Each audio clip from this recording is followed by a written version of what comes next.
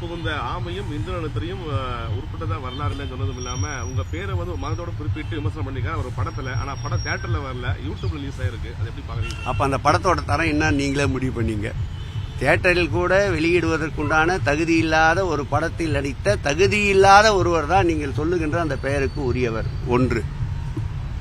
இரண்டாவது, இந்த ஆட்சியை பொறுத்தளவில் எல்லோருக்கும் எல்லாம் என்ற ஆட்சி. இனத்தால், மொழியால், மதத்தால் நாங்கள் யாரையும் பிளவுபடுத்தி பார்ப்பதில்லை. எனக்கு அருகிலே நின்று கொண்டிருக்கின்ற IAS அதிகாரிகள் எந்த மதம் என்றே எங்களுக்கு தெரியாது. கேள்வி கேட்கின்ற நீங்களும் எந்த மதத்தினரே எனக்கு தெரியாது. ஏதாவது இப்படி கேள்வி கேட்கின்ற போது ஏதாவது விரும்பத்தகாத நிகழ்வு என்றால் கூட நீங்கள் எந்த பத்திரிகையாளர் என்று தான் கேட்போமே தவிர எந்த மதத்தினர் என்று கேட்பது கிடையாது.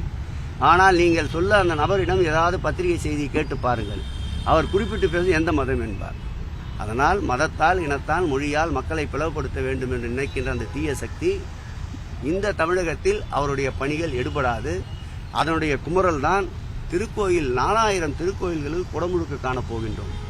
அதிலும் வரலாற்று சிறப்புமிக்க நிகழ்ச்சி ரவீஸ்வரர் ஆலயம் வேசார்படியில் அமைந்திருக்கின்றது. சூரிய ஒளி நேராக அந்த பகவான் மீது படுகின்ற ஒரு ஐதீகம் இன்றைக்கும் இருக்கின்றது.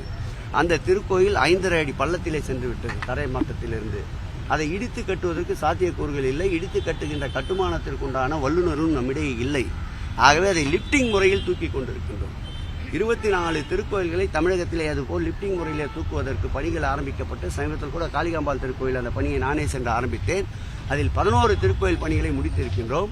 4000வது திருக்கோயில் ரவீஸ்வரர் ஆலயத்தில் அந்த கோயிலுடைய குடமுழுக்கு நடைபெற இருக்கின்றது. மகிழ்ச்சியோடு தெரிவித்துக் கொள்ளும். இப்படிப்பட்ட ஆன்மீக புரட்சி பல்வேறு வரலாற்று சான்றுகளை உருவாக்கும். நிச்சயம் இந்த ஆட்சிக்கு பிறகு இப்படி நாளொரு அற்புதங்களை நிகழ்த்தி நாளொரு இறை என்பவர்களுக்கு மகிழ்ச்சியை தருகின்ற திராவிட மாடல் ஆட்சியை இப்படி போன்ற ராஜாக்களால் எதுவும் செய்துவிட முடியாது. குறைந்த விலை, நிறைந்த தரம், தங்கள் தேவைகள் அனைத்தும் ஒரே இடத்தில். ஜெயச்சந்திரன்.